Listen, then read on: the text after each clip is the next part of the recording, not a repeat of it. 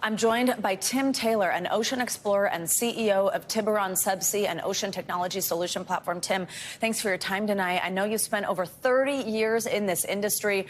I mean, this vessel, this submersible, it's looking at less than 40 hours of oxygen at this point. And as Tom mentioned in his story, this search field, the size of Connecticut, and then the ocean depth, and then all these other hurdles we just heard him describe at the end there. With that deadline, how tough is this going to be to actually find and then recover this vessel?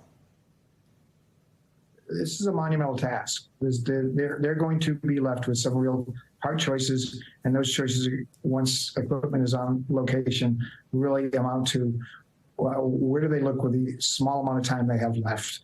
And if I was running this, I would search where they were last seen and start that search out. You know, getting the ROV on site, a remote operated vehicle, is probably key. Right now, getting that on site and down and start the search, because you're really fighting a clock here.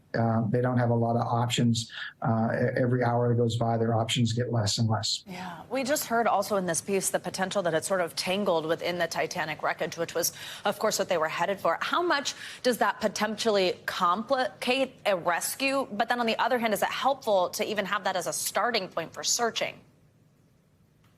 Well, if they're caught in the wreck, that's probably the best case scenario. That's why they lost power and they're caught in the wreck. They will find them. Extracting them, ROVs come with payloads, with equipment that they can manipulate arms, cutting arms, tools that can help solve this.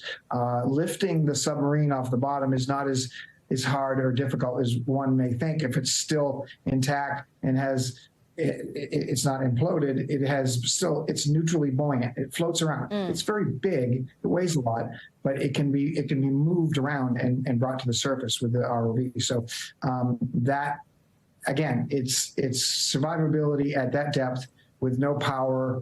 That means no heaters. That means close to freezing temperatures. That means, and obviously a gas supply for breathing. So right now, they're off the grid. We don't know where they are. You kind of just talked through a few different things, that buoyant aspect, if it hasn't imploded. What is it that would had to have gone wrong here that would mean that they are currently untraceable but still alive?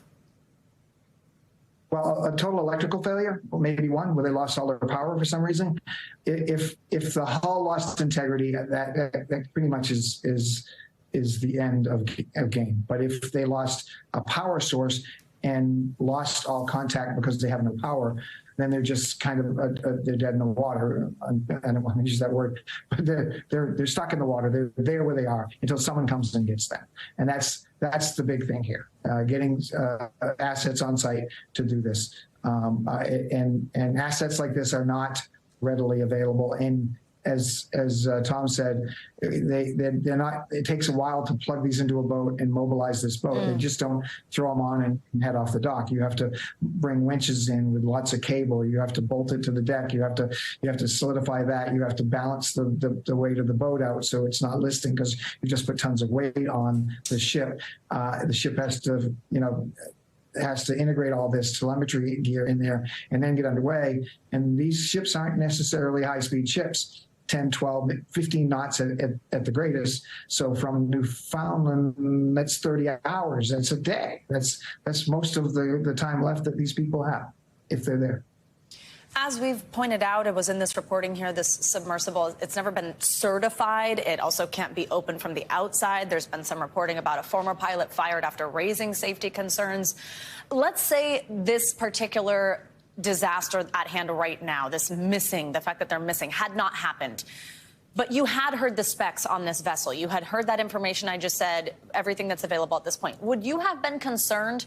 Do these flags raise issue for you about this even doing the type of expedition that it was on? Yeah, to be honest, yes. I've known about this company for a long time. They're not cutting corners. They're experimental. They're prototype systems. They're experimental aircraft. They go out and they're cutting edge on technology. I give them that. But But when you cross cutting-edge technology and testing of equipment with passenger-carrying vessels, it gets to be a slippery slope. There are choices people make, and including the passengers who chose to go on an expedition like this on a vessel that is not ABS certified or Lloyd's registered certified for paying passengers.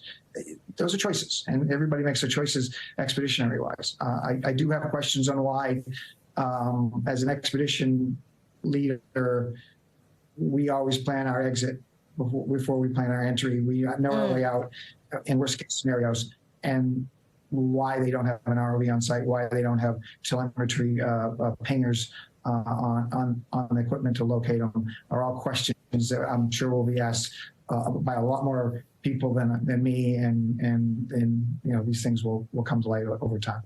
Tim Taylor, we appreciate your expertise on our breaking leading story tonight. Thanks for your time. Thanks for watching our YouTube channel. Follow today's top stories and breaking news by downloading the NBC News app.